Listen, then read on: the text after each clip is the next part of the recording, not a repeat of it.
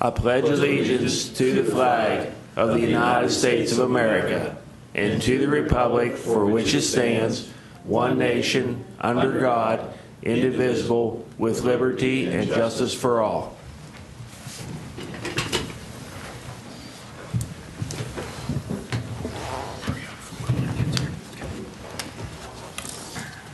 Good evening, gentlemen. Is there any additions or deletions to the agenda? No, sir. Is there a motion to approve the minutes from the last meeting? So moved. Second. All in favor? Aye. All right. Item number 1, Mr. DeVore. Statewide Radio System MOU. Good evening, Commissioners. What you have for you tonight for consideration is authorization to enter into a memorandum of understanding with the State of Maryland Radio Control Board. And what this does is it allows Allegany County to become a participant in the statewide radio system. As you recall, about a year ago, we were notified by Motorola that there was a purchase of our existing vendor and a subsequent shutdown, so it necessitated a move. The document before you just paves the way for us to move forward with that. Respectfully request your favorable consideration.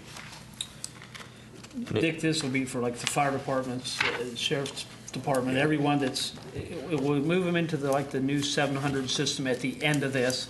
Yeah, absolutely. The radio system that's actually coming, part of this statewide system, it's basically for public safety, so it'll take care of police, fire, EMS, and other auxiliary agencies that support those operations. And it's statewide too now, so yeah, it's not piecemeal.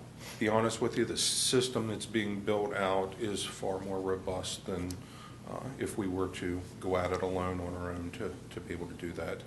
Furthermore, we also reap the benefits in that the state will be maintaining the tower site equipment, where in the old system that was our responsibility. So it does shift some of that burden off of us.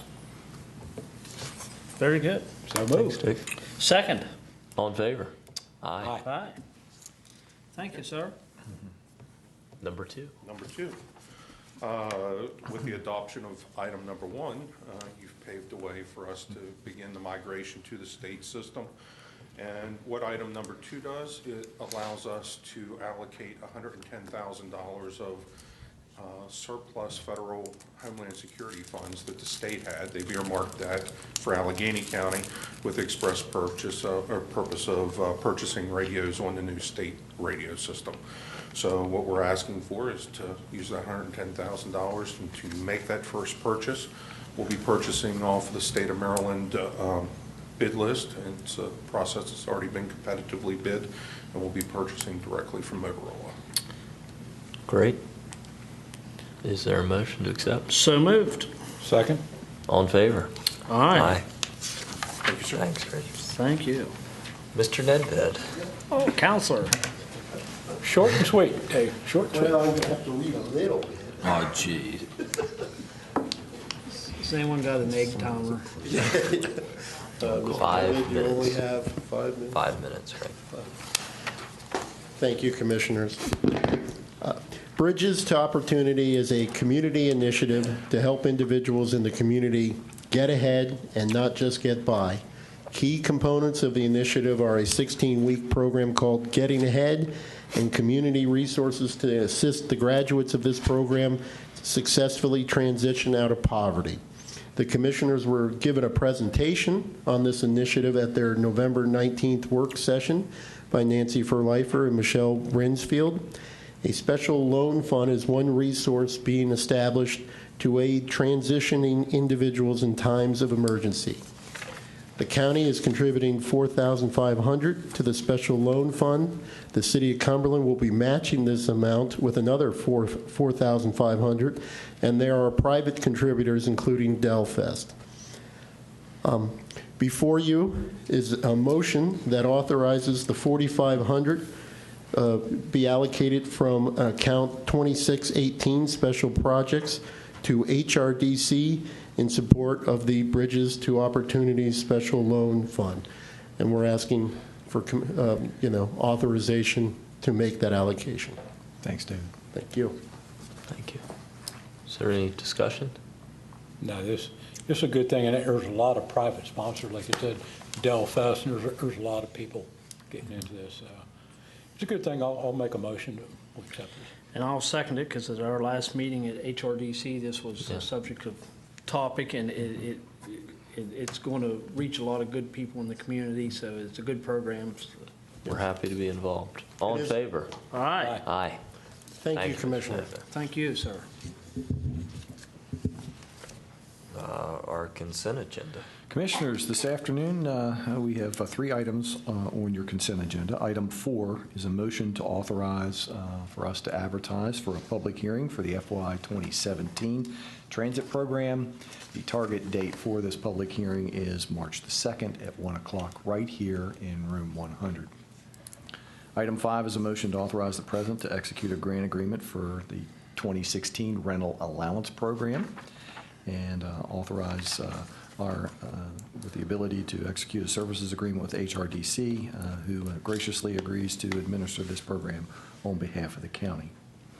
Item 6 is a motion to authorize the president to execute a maintenance plan agreement with the Department of Housing and Community Development, along with the City of Frostburg, to cover the installation of the generators, which were secured for the Savage Pumping Station and at the Frostburg Water Treatment Plant. Very good, sir. Well, I'll make a motion that we accept the consent agenda. Second? All in favor? Aye. Thank you, Mr. Everly. Mr. Rudd. Nothing.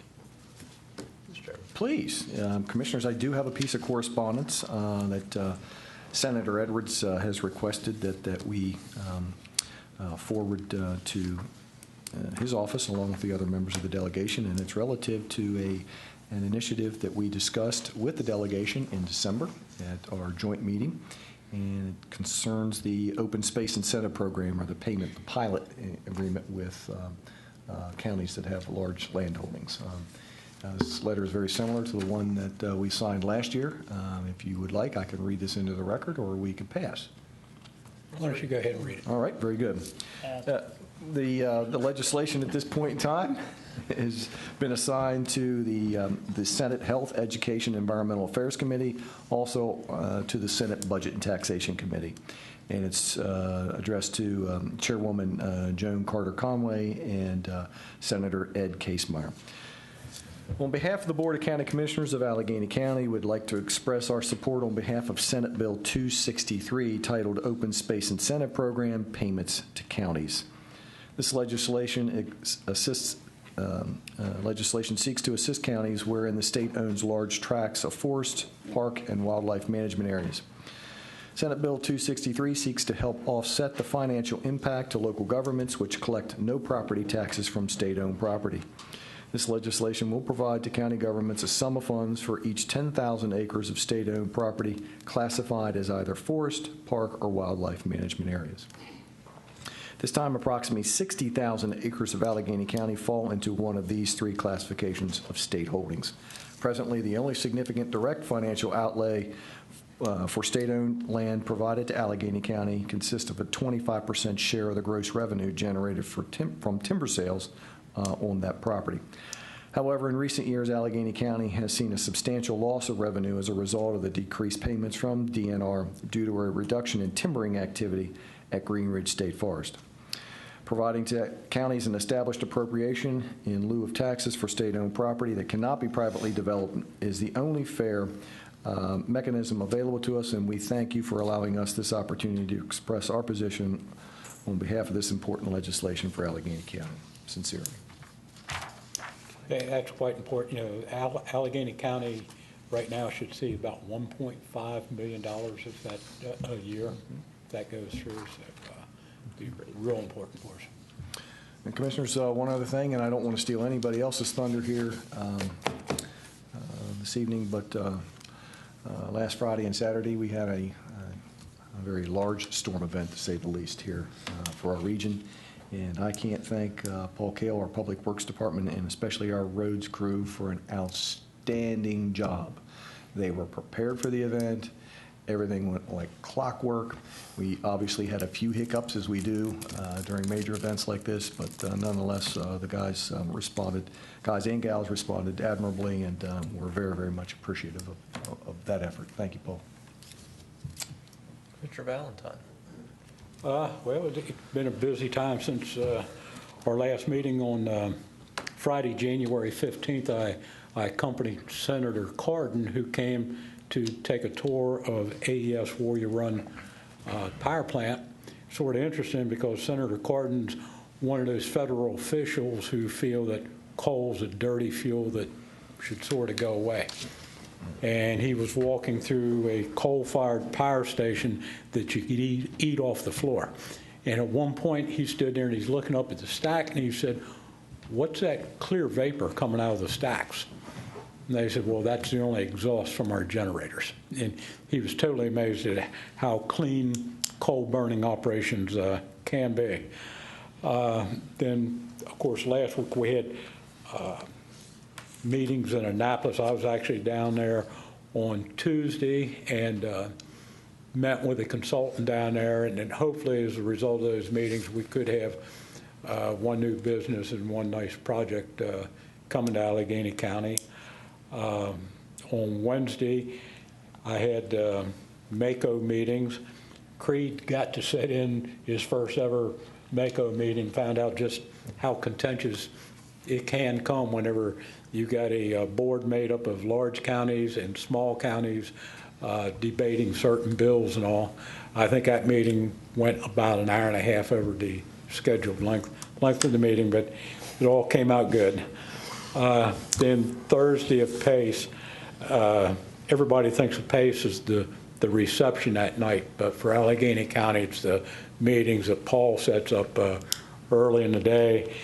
And I'm very proud to say that as a result of those meetings, Allegany County probably brought home a commitment of about $122 million to help fund infrastructure jobs here in the county. So there again, hats off to Paul Cale and his department for setting it up. And it's really nice because whenever we work with those funding partners, they normally have questions, and Allegany County has a big advantage because Paul and his people, they design most of the projects in-house rather than having to go outside. So when a question's asked, they've got the answers for them. So it works real good. Then actually, I left the PACE the night of the reception. Creed and I both came back Thursday night. We missed the breakfast.